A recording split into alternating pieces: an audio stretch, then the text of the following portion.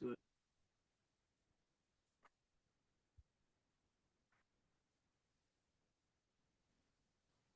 Hello, Candy. How are you today? I am good. How are you?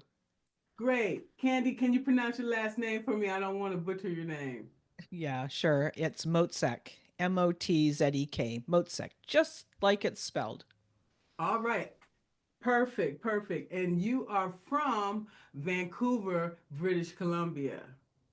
Exactly. Yes, in Canada.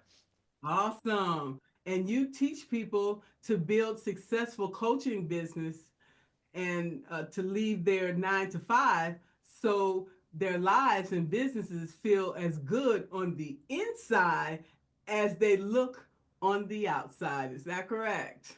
It is. Yeah, exactly. Awesome. So, um, in 2014, you left your senior role in corporate. Would you like to start there?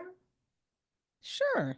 Yeah. Actually, we could start just a little bit before that. Okay. Um, so I it started in 2014. I went on a really interesting cruise, and I know that you have done so much international travel and you've been stationed in so many countries. So the cruise that I went on was from Santiago, Chile, and then we went down the coast, we rounded the Cape, and we went to Antarctica. And then we came back, went through the Falkland Islands, and eventually landed in Argentina. And so the reason that I talk about the cruise is because that can be some really, really rough water. You know, we've heard about how many people have perished going around the Cape. And frankly, I was pretty nervous. I was like, yeah, we're on a cruise ship, but like, I've seen those videos with things flying, furniture flying. And so I was really scared. Plus, we were going to Antarctica, where it was very, very cold.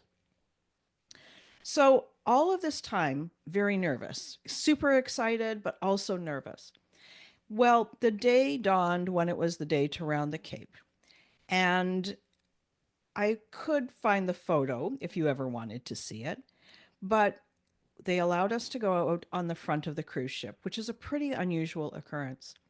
And it was about 70 degrees, sunny, not a stitch of wind.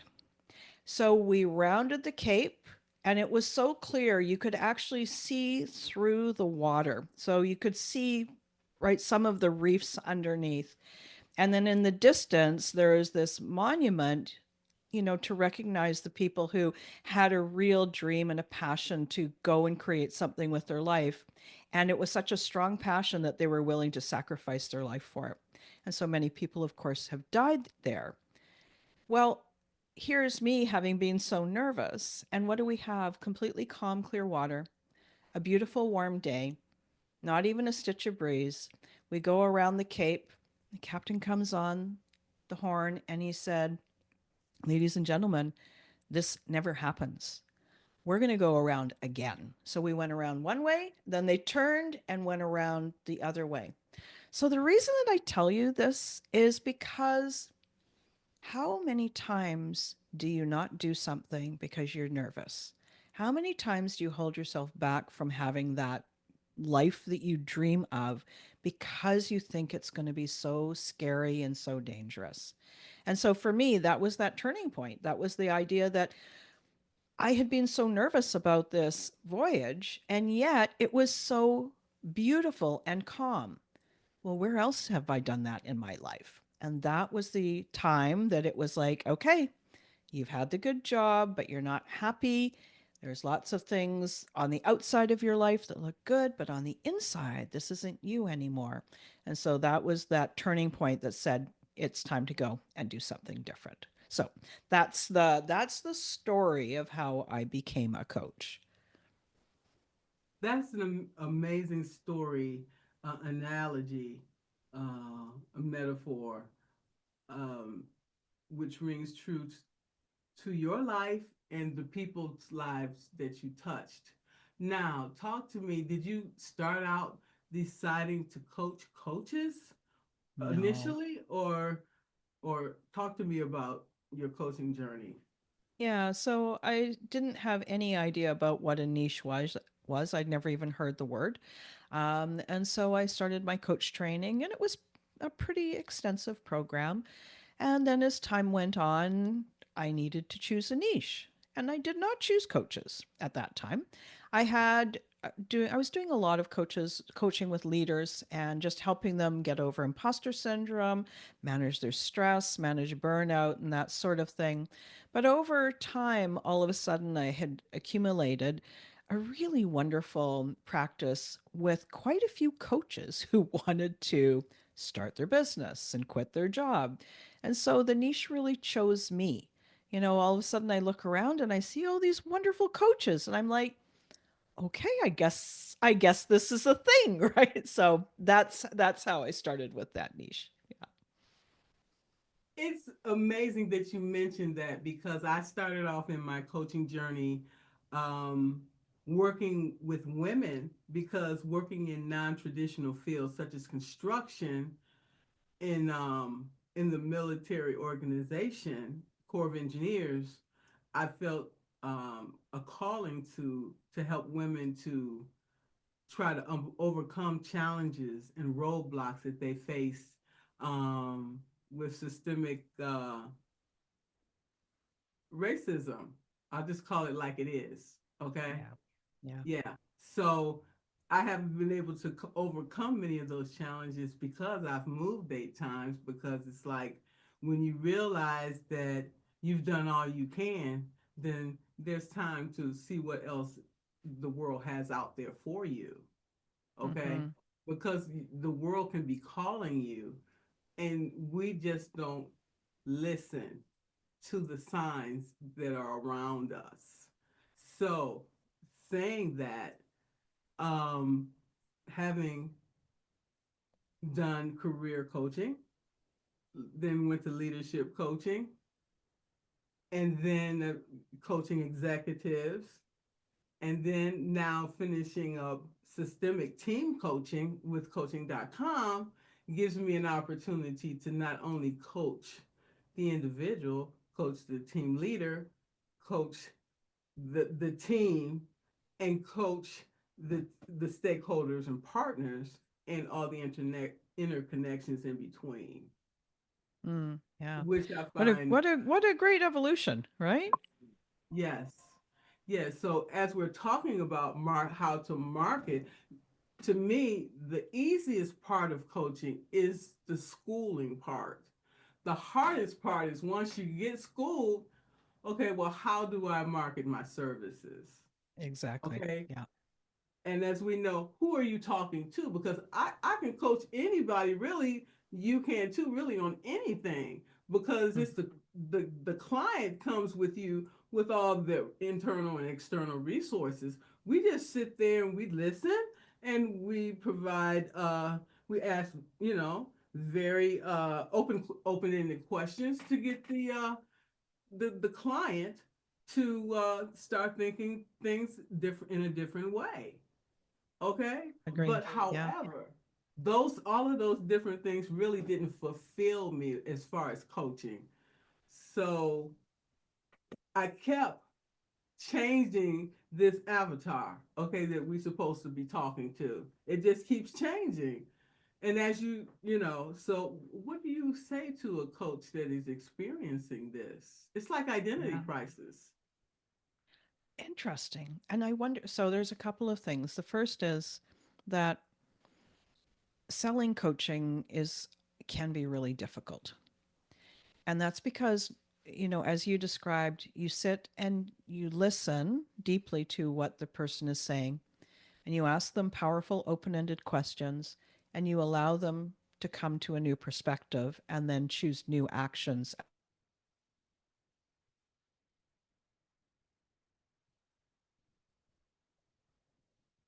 that. And you don't know if it's powerful or not. And that's why we need the marketing. So, what I've found is that myself, I am a coach and I'm an ICF mentor coach as well as a PCC. So I've got hours and hours of coaching experience. And for me, I have to be really conscious when I'm coaching and when I'm mentoring. And so I've created a blend. Sometimes I'm training, sometimes I'm mentoring, sometimes I'm coaching. And I'm just really conscious about which role that I'm playing.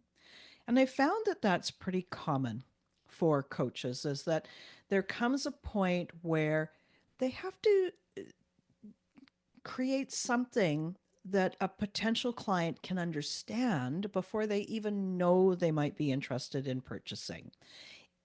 And the way that I like to describe it is people love to buy solutions. They love to buy the solution to a problem, or they love to buy a dream or a goal achieved. That's a thing that makes sense to them.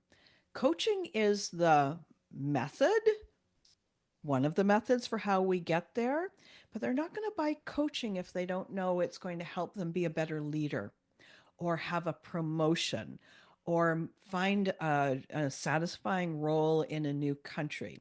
They need to know that there's something that they're going to get on the other side.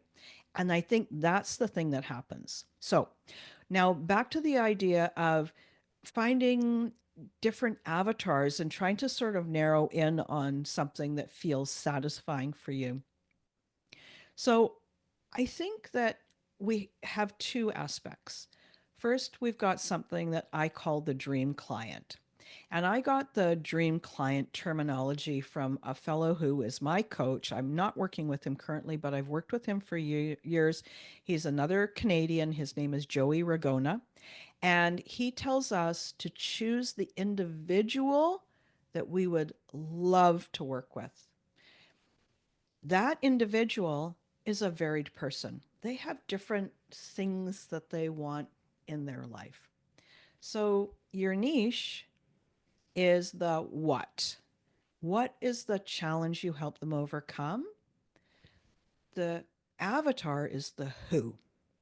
So when you're thinking, how do I choose this? I love the idea that we need the who has a challenge or a dream, and what exactly is it can I help them with? So for you, trying these different approaches, like trying to narrow in and feel really comfortable with who might be your avatar and how that might work better for you, it might be the same person, but it might be a different challenge in their life. For example, a woman who is having challenges with trying to have a really great career, but is experiencing maybe some discrimination or some boundary issues or something, she might be having that challenge. And then at the same time, she might have another challenge. Maybe she wants an improved relationship, right? So is it possible that it's the same individual, but a different part of their life that is the part that is going to be the niche that will be the most satisfying? Well, as we know, Candy, when an individual come to you, I might come to you for time management, but in essence, I have other underlying issues that I really have that might be more pressing, and that's where the wheel of life, you giving them a different perspective. Hey, do this wheel of life, and then you get a perspective. What's really important to you in your life at this point in time? You know, so it could be just one thing, but it's a multitude of things when you start going below the surface. Okay. Agreed. Yes, 100%. And everything is connected. So the example that you said about better time management. Well, is it time management or are you actually feeling bored? You don't need to manage your time better if you're bored. You need to find a way to feel more engaged with your life, right? So, Absolutely. yeah, sometimes there are underlying issues for sure. But when somebody comes and says, I need help with my time, that's the solution that you're going to give them.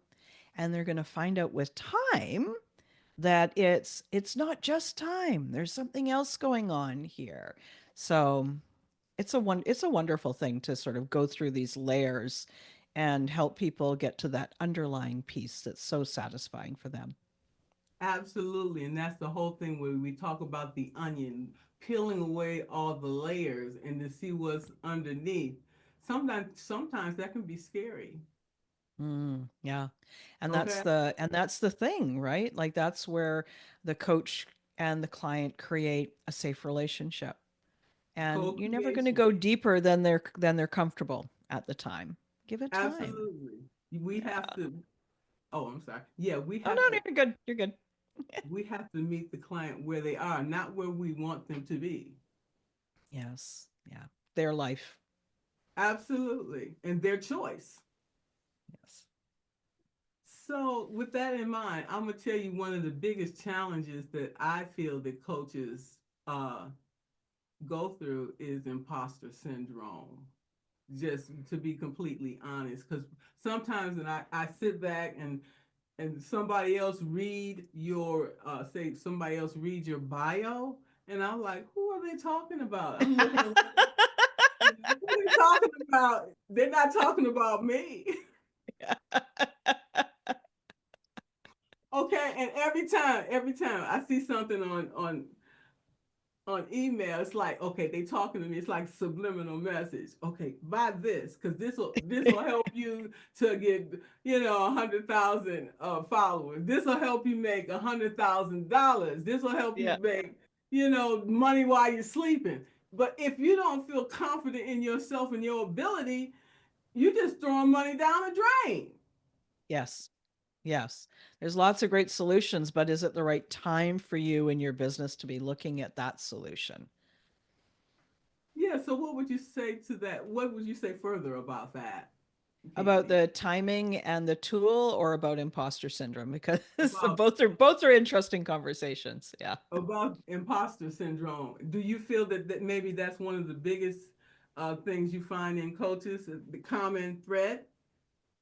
It's a very, very common thread. And I love to joke about it because I know that all of my clients are not nearly as suffering from imposter syndrome as I do. So I claim that I am the president of the club of imposter syndrome because it's been a long standing fact in my life, right? And so this is great because it means that we're not alone. It means that we're in good company if we experience that. Imposter syndrome is one of those things that it's a pretty normal experience, especially when you're relatively new to a new venture. And if you think about it, if you've never been a successful coach before and you're doing something new and you're surrounded by people that you think are more successful than you, it's only natural to feel like you don't quite fit in, right? Yes, Now, absolutely. the thing that we got to know is that sometimes, because most of us are coaching, I won't say in isolation, but I work from my she shed in my backyard and I speak to people on Zoom all day long. But I don't know some of those people that I see on LinkedIn or Instagram or whatever. I don't know if they're really as successful as they portray themselves.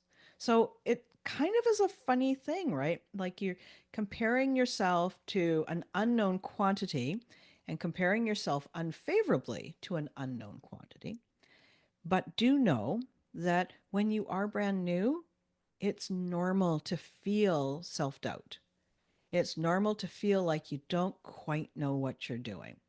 And that is nothing to worry about because with time, the more you coach, the more you write posts, the more you show up and do interviews, the more you prepare and learn from your experience, pretty soon you're not going to be feeling like an imposter anymore. I don't feel like an imposter anymore as a coach or as a business person, but I've experienced that a lot in my life.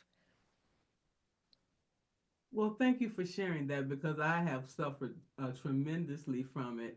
And but it's ironic that in my career with the federal government, I was not. I was just the opposite. Okay. Yeah. So now being an entrepreneur is uncertainty, okay? And there's more chance for failure. Okay, I hid behind that job because I used coaching. I did coaching as a hobby, Right. knowing that one day I might have to pick that up as a skill to really go out and coach, and have accumulated over 500 coaching hours as a um, result. And even though I failed the PCC, 3 times, okay, it is what it is. I'm taking Lissa the Heart's course. Mm-hmm. Okay, and next time I'm gonna knock it out the park. Okay, the first time I failed 43 points. The second time 22. The third time 17. I'm getting there slowly but surely. Okay, I And already and got. the only way to fail is to no longer improve and try, right? Like those are just mistakes. They're just you just didn't quite get that score at that point. But if you can reframe it, and I mean obviously you have a very healthy attitude towards it, but reframing it just means that you're just improving. Each time is like an improvement. And then once you have that PCC, you will have it forever, right? Absolutely, And absolutely.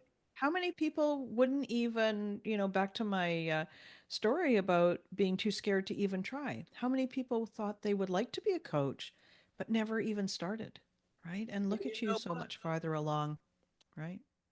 Yeah, and I'm sorry to interrupt, but you're right, and that's one of the things Les Brown talked about in his quote. How many people dead, people dead that didn't get it, that was too afraid to just stick with it and and achieve their dreams.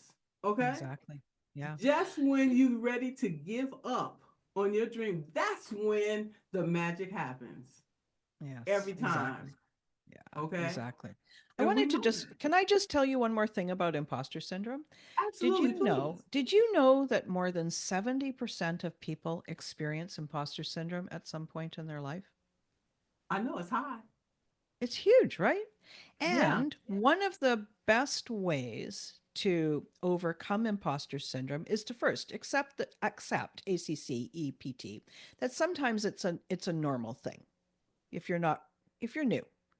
But then also imposter syndrome thrives in isolation. So as long as you're in your head, it's happy. But you go find somebody that you can trust, that has somebody that you can have a conversation with and share how you feel. Not everybody, somebody, even one person that you can trust and say, "This is how I'm feeling." And that takes the air out of imposter syndrome so quickly because now it's not in isolation. Now you've got somebody else who says, hello, don't you remember the time you did this and this and this and this and how you overcame that and that, right? absolutely. Having a support system is so vital. I can't tell you Mm. every time when I'm feeling down and blue, like recently that when I submitted those paperwork, like yesterday was my last final day as an Army civilian. Um, Wow. and so I was feeling really at my low point, and I will call on my crew. I call each and every one of them. They're like, Margaret, no, no, no. It was time. That just helped you to make that decision. And that meant so much to me. You have no idea.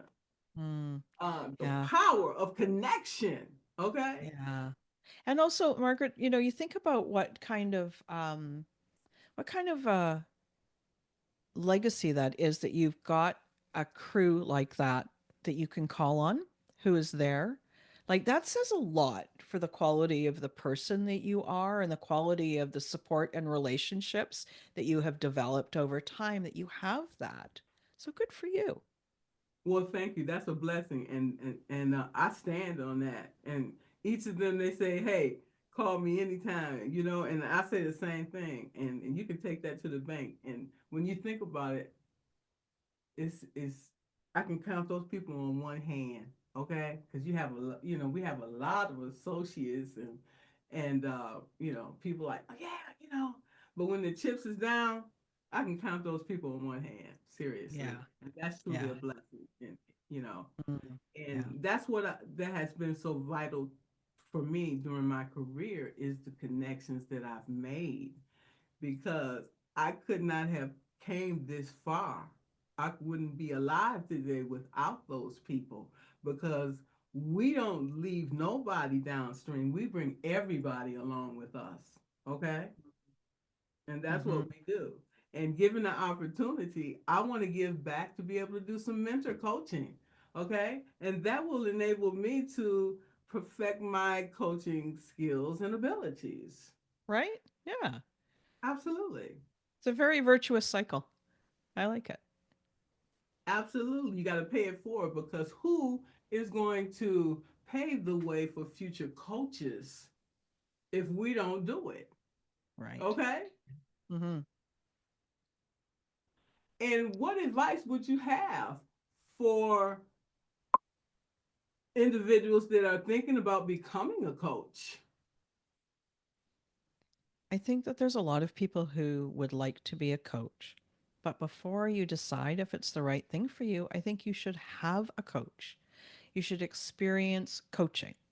It doesn't mean that you have to coach with somebody for 6 months or a year, but at least have 2 or 3 coaching conversations so you can see if you like that kind of dynamic. It can be pretty intense, right? I mean, Yes. often we're asking questions and holding the space for our client, and it can be uncomfortable for them to think about themselves in a different way. Like it takes a lot of mental energy to find a new perspective. So if you're thinking of being a coach, you can't read about it, you can't watch YouTube about it, you can't listen to enough interviews. You need to go out and get coached. And then you're like, you'll know. It'll be like, well, that was interesting. Or, oh, I really want more of this. And so that's the way you're going to start. You can't coach anybody unless you've experienced coaching yourself. It is not an intellectual pursuit.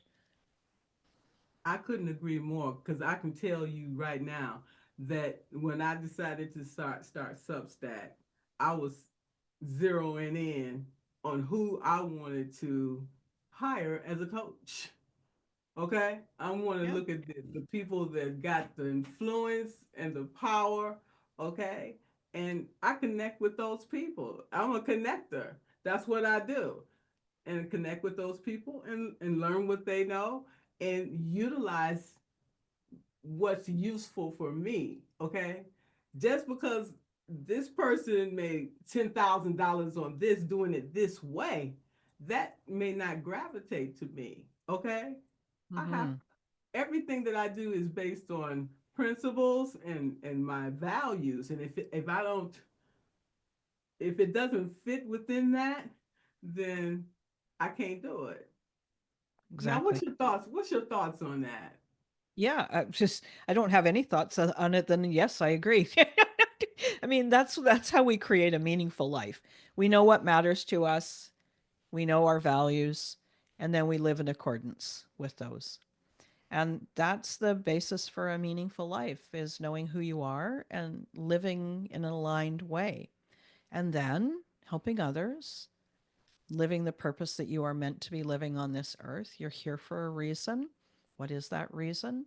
It might just be to smile at somebody today, like when you open the door or, let someone go in front of you on your way into the grocery store. But all of that only happens when you feel like you're doing the right thing by yourself and your values.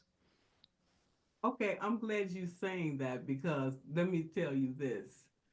I have been struggling with doing a video sales letter uh, because of the issue around money. I understand the importance of it, Hmm.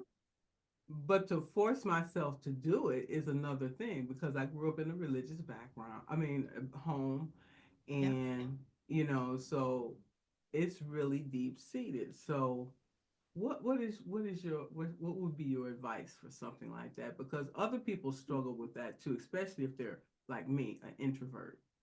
And first of all, don't Well, get me wrong. I'm an introvert as well. So yeah, Okay, we're in good that's company. We're awesome. in good company. So Okay. what's the struggle? Is it the doing a video? It's not I'm assuming it's not a problem to do a video. No. It's a video that has an ask. Is that the problem? Yeah, we're talking about, okay, I have to, to me, it's like a manipulation. You're trying to manipulate Oh, people. So okay, you, that's the that's problem, my right? mindset. But that's why. That's exactly. And so you don't want to manipulate people. You don't want to push people into doing something they don't want to do. Oh, And so, of course, you have a challenge doing it because you've created this connection between selling means doing something to somebody and somehow harming them, okay, right? okay, So okay, that's why. So that's why. Think about okay. this. Think about when you go to the grocery store. If you go to the grocery store, you go with your shopping list, and maybe you go through the produce aisle and you think, oh, look at those beautiful organic oranges. Oh, they look so good. I want some.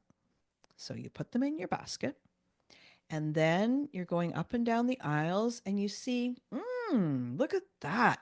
That's some amazing cereal. I want that cereal. You put that in your basket, and then you go to the cash register and you pay it. You buy those beautiful oranges and that delicious cereal and all the other things on your list, and you pay for it and you walk out the door. That is selling. You wanted something, you bought it, you exchanged cash for it. Somebody has to get paid. They've got to make it, they've got to pay their staff. And then off you go. You go home and then you enjoy it. People love to buy, they love to buy the thing they want. Those oranges were so delicious looking. They want to buy the oranges.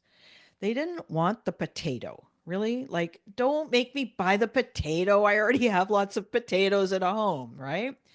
That making me buy the potato, that's what you're thinking sales is. When in fact, it's oranges. You're adding value, in other words. You're giving people results. So that's worth a cost. Giving It's no people different. what they want. You're giving them Okay, what they want. okay, okay. So selling is always a form of service. And I love to think of it as an invitation. Right earlier in the discussion, we talked about your dream client wants something. Maybe they want a new career, just as an example. They've looked everywhere, they've watched the videos, they've taken the classes, they've done all the stuff, they've got the certificates, they've tried, and they really want this new career. And if you don't offer it to them when you know that you can help them, aren't you doing them a disservice? I am, and they're going to eventually go somewhere else. And I know that. That's the Yeah. reality. Yeah, exactly. So the question is, how is that video sales letter a genuine and authentic invitation, and show them that you can help them get what they want? And then 100% they get to choose. Do they want this? Maybe. Maybe they do, maybe they don't. Maybe they do, but not yet. Remember, we have to always think like they might be interested, but they might not be ready quite yet. But that's okay. We still make the invite. We still, Absolutely. come on, would you like some oranges, right? Like, look, I've got this great basket of oranges. And then it's up to them to say if they want them or not, not to you. Absolutely. I have heard that individuals have to see something 7 times before they make up their mind whether to buy or not. Sometimes that's true. And some of it, there's a whole concept about some people are ready now and they might see you, they might watch that VSL, video sales letter, and they might go, definitely, she's the person for me. Some people might have to see you 10 times, 15 times, 7 times, and that's okay. That's why we keep showing up. We keep showing up and we keep inviting different I like inviting as a little different than making offers. An I do invitation too. says, the door is open. If you'd like to come in, please do. Right? It's ready Yeah. for you if you want. That's what your VSL is. Does that help Yeah. you? Absolutely. I have to reframe it. Okay. I know that. Yeah. Side of it. I know. I Think know. of think of something that you've bought that you love. What do you Okay. something you bought that you love? Yeah. Give me an example. Um, I don't know. I'm a impulse buyer. Okay. Okay. Didn't you If I just see get a new something, puppy? Didn't you just get a yeah. new puppy? Let's Right? use him as an example. Did anybody, was it really mean that they offered you this new puppy? No. It's like, really? I'd love a new puppy, right? I sought the puppy out. Okay. I went There's and the looked at him. oranges. That's the oranges. Absolutely. Yeah. Yeah. Absolutely. And that's the way I look at it as a puppy. Okay. And he's adorable. That was money well spent. Even though I'm Yes. tired, but nevertheless. Yeah, And I get pretty what you're soon you'll have no baseboards in your house either, but that's okay because he'll chew them all off in the little short puppy teeth. Yeah. Yeah, right. The reason I asked you this question too because I know a lot of other coaches also suffer from the same thing is Very much. with this situation, and so to bring that up helps other people to try to make sense of it as well. I agree, Margaret. And I think that there's something that happens in coaches love to help people. And we get tangled in just helping. Like there's a lot of coaches that when I start working with them, they say, I would do this for free. Even if I made no money, I would be happy. Right. And so there is a little bit of a tangle there about money and sales and service and our contribution within there. So it's a really great topic to talk about.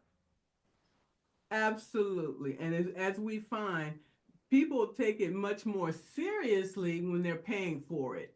Okay? Mm-hmm. Let's keep it real. They're gonna put in the work because Yeah. then they come back and say, "Well, I didn't get nothing out of it." Well, it's like a bank account. If you don't put nothing in, of course you're not gonna get nothing out. It's clear. You can write the check, but it's not clearing. My mama would say, "Don't write a check that your butt can't cash." Okay, Yeah. you know, Yeah. leave yourself exposed. Okay, that's a no-no. But as far as coaching, I just want to tell you, I have like I said, I have basically coached other coaches, through reciprocal coach. And Yeah. those coaches were amazing and we all supported and connected and and assisted each other in the process. So not only did I have other coaches, coaching me, but I also participated in supervision, which is extremely important because it allows you to, you know, see blind spots. Okay, you want to talk Very about much. supervision? You want to talk about that? Sure. Yeah. So supervision is you coach in front of somebody. You either record it and send them the recordings, and then they listen to it and they give you feedback. Where did you miss something? Where was there a potential opening that you just didn't even hear? Where were you not fully present with the client?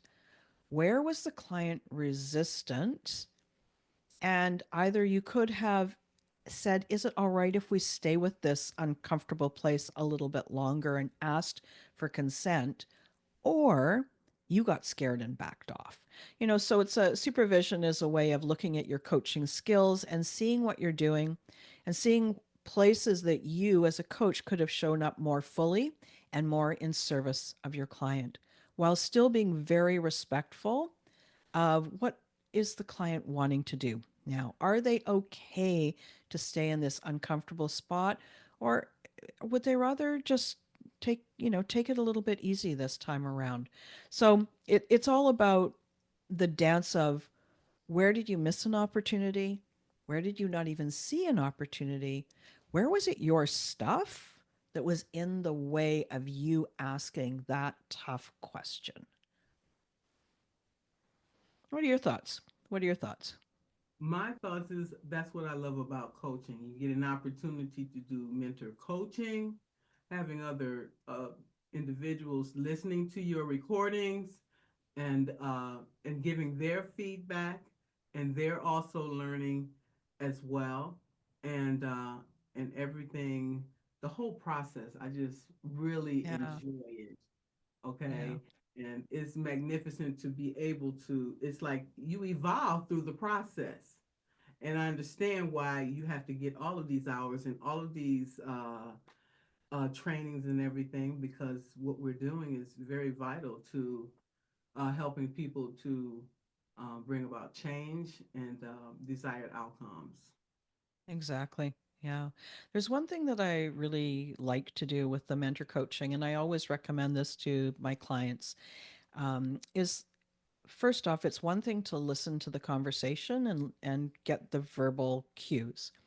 And then I'll often recommend that then they go back and just watch, turn the sound off and watch the dynamic and to watch the what's happening, the micro expressions on the client's face, the micro expressions on the coach's face as well, and see what they learn from the arc of the coaching, the dynamic of the relationship. Where were things moving up and then all of a sudden the energy dropped off a cliff? Like, see it from that perspective as well. It's not just about the words and the conversation and the questions, it's about what's going on behind the scenes. So the term for it, if it somebody's listening that's not a coach, is we call this level 3 listening. We're listening to the space, what's going on in the space during the call. And that I have found to be so informative when, like, if I'm watching a call and with no sound and like, oh, what am I seeing? Look at that. That's so interesting, right? What could I have done differently there? Yes, that is amazing. That's where you're doing your deep, deep coaching. Yes, the things that are left unsaid, and that's one of the things that I learned with working overseas is because I couldn't understand Arabic when I was in Iraq. I couldn't understand Hebrew when I was in Israel, but I can read people's body language and I understand when people's tone, whether they're either excited or whether they're angry, you know, and way the person's body is situated, you can tell certain things about it. So you can say, okay, I need to get up out of Dodge, or everything is okay. Okay, so So, isn't this interesting? And I bet, 2020 hindsight, I bet that you had no idea that that skill was actually going to be so vital for you as a coach. The skill that you've been growing of being in conversation with someone that you don't speak their language and you had to watch the body language and interpret and make sure that everything was being responded to appropriately. That is a coaching skill that you've honed over the years, but you just didn't know it until you became a coach. yes, I learned that very well too as a child in an abusive childhood when I could tell that my father's voice raised a certain way that I needed to get out of Dodge, because trouble was coming. You learn that as a child and you develop these skills and you don't realize until you start putting the picture and the pieces together like a jigsaw puzzle. Exactly. Yeah, Okay. exactly. Yeah, so many highly sensitive people. That's the path for how they got there is they've got radar, right? They've got the pattern recognition of when things might be getting a little bit uneasy or potentially dangerous. And you have to be. Self awareness is key to life and success, as we know. Okay, Exactly. I Yeah. haven't gotten this far without it. Okay,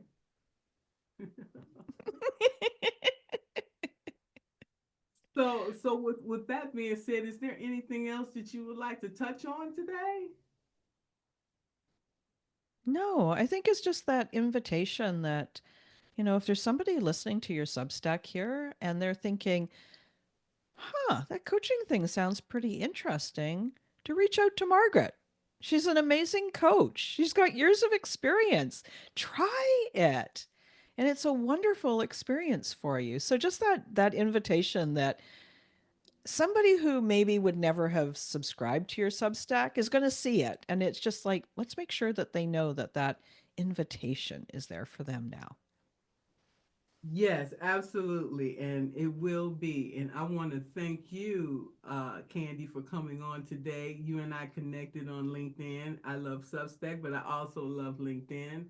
And now that I'm retired, I can do much more connecting and much more coaching. Yeah, exactly. It's going to be amazing.